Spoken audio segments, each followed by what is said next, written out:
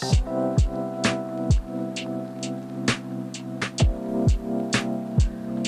guys, welcome back to my channel. Please like and subscribe. Let me just make sure. There we go. We want it on my face. We want it on my face. Hi, how is everyone?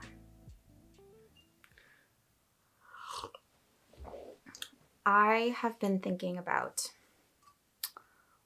worth and resistance and Fight Club, which I should probably revisit before I talk too extensively about this, because I was a child when I watched Fight Club, and I've never read the book.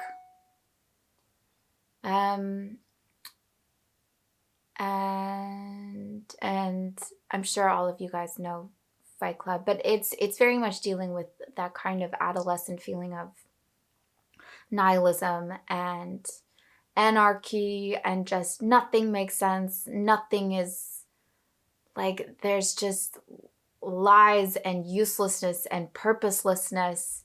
And so why not get together in a basement and beat the crap out of each other? That is a very, very rough sketch of what Fight Club is about. But okay, so first of all, I just want to talk about nihilism. To a certain extent, nihilism is the feeling or the view that nothing matters, right? And this can be a defense mechanism.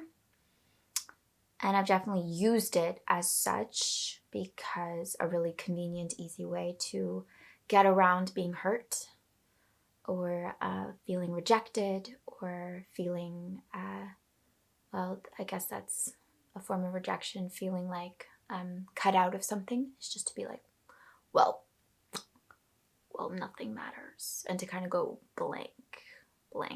So nihilism is very unpopular, at least in my viewpoint. Like, you don't like a nihilistic person because it's such a downer. It's like, it's quicksand. Where do you go with that? Nothing matters. So you get a new book, you get a new car, and it's like, yeah, whatever. Not a lot of room for much in that viewpoint. But, I think there is something to it worth examining, in that it is as true as anything else. I'm not going to say like it is true. This is interesting. Okay, I didn't think of this.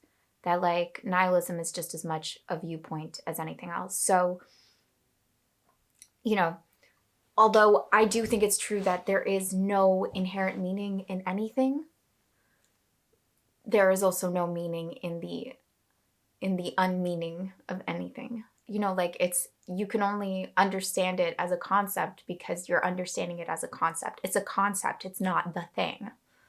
So that's, I guess what I mean about like nihilism is a viewpoint, is a something, is a mattering, is a decision as of like right and wrong, yes and no, this or that.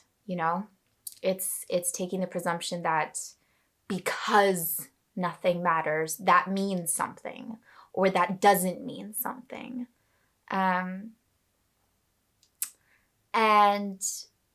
so that's why I'm like, it's true to the extent that everything is true.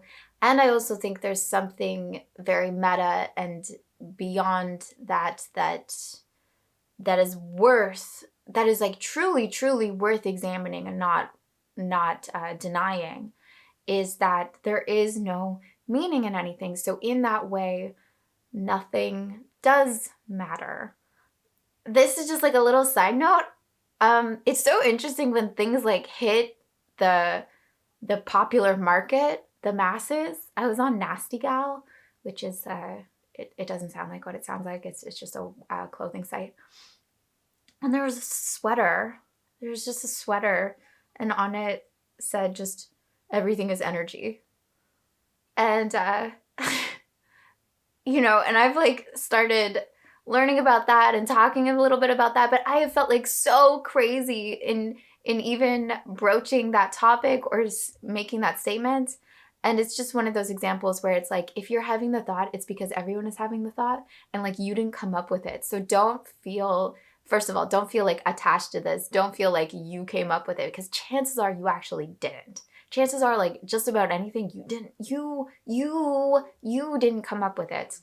Or at least you've definitely been influenced by it. And I guess that's something that we're all accepting now. Or at least it's something that's out there, enough so to be on a graphic tee. Why did I want to talk about that?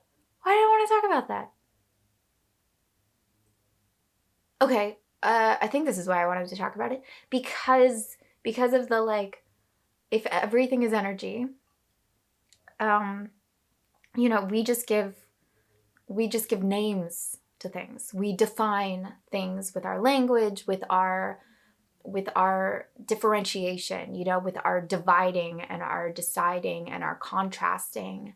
I have a new baby niece, and something I didn't realize about babies is, like, newborns, you actually want to give them black and white things. They really, like, she is so fascinated by shadows and by black and white things. I got her this mobile that's like a spiral black and white thing above her changing table.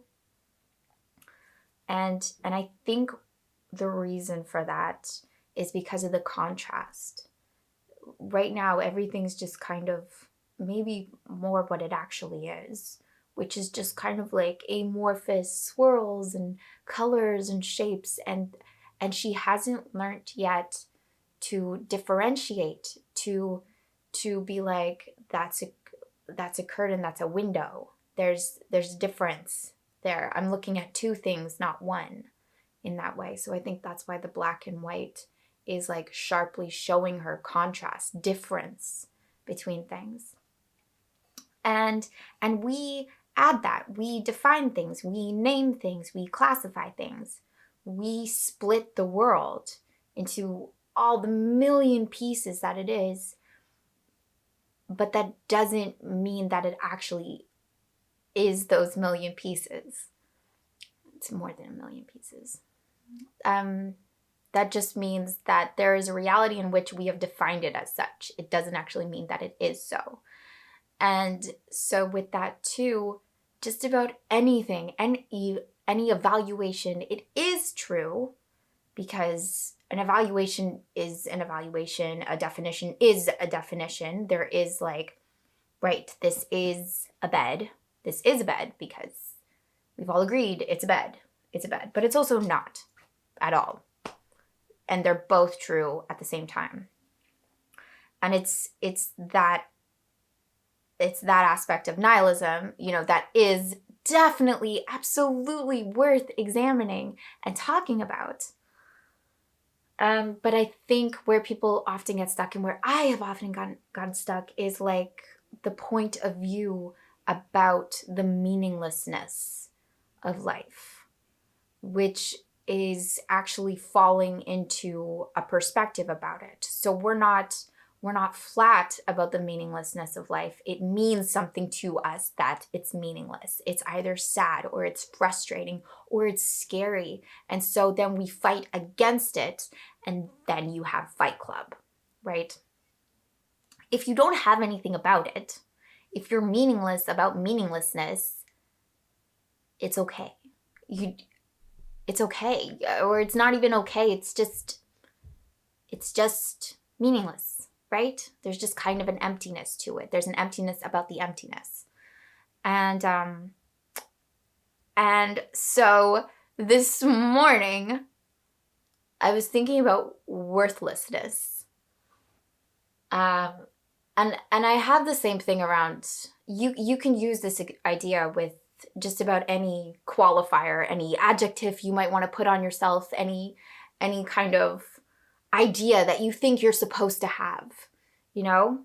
And again, it's just an idea. But let's go with worthiness, because this is where I was at. A lot of people, I think, including myself, absolutely myself, have a dialogue, have an issue around worthiness, around being worthless or wanting worth. For me, I don't know why, but I really, really envision myself being super, super, super busy and, flying all over the world and being famous and being amazing and everyone needing me and needing my time and attention. That to me means that I'm of worth, And so I keep waiting for that. And whatever, pandemic. I keep waiting for that.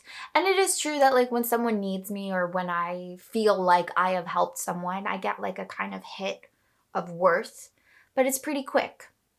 And so this morning I've been sitting with this idea that actually I am worthless. We're so quick to flinch away from that idea. Even just saying that, I can imagine a friend or someone else being like, no, don't say that about yourself. No, you are worthy. But it's that exact chasing. It's the chasing of something that creates the lack of it or the need of it.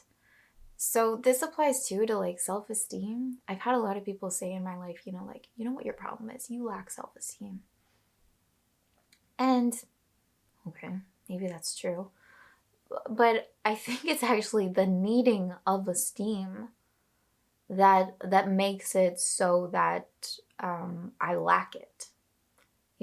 Because if I'm not requiring esteem in order to move forward in life or to make decisions or to speak out, the reason that a person might be shy or might hold their tongue or might be careful is because they're worried that going beyond whatever boundaries they've set for themselves will in some way take away from their esteem. So actually, I would say that a lack of self-esteem is actually an abundance of self-esteem that is just very fragile, that you perceive to be very fragile. It's an abundance. And if you can let go of needing it and just stop chasing it, being you know what? Let's just take all the hits. It doesn't matter. I don't need esteem.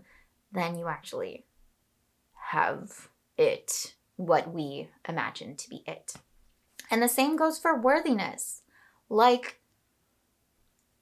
This goes against what it sounds like I'm saying a lot towards the end of my videos, which is you exist, I love you, the fact that you are here is incredible. That is all true. That is all true. And at the same time, part of what's inherent in that, what makes that so, is that you don't really exist. You don't matter. There is no matter to you. It's all just meaning. It's all just value that other people place on you, that you place on you. And so it's all real, and it's also all completely made up. Completely made up. And in that way, I am 100% worthless. There is no worth here. You can't put a price tag on me. You can't say, yes, you did this. Now you are worthy. There is no bottom to this. There is no worth. And if you can actually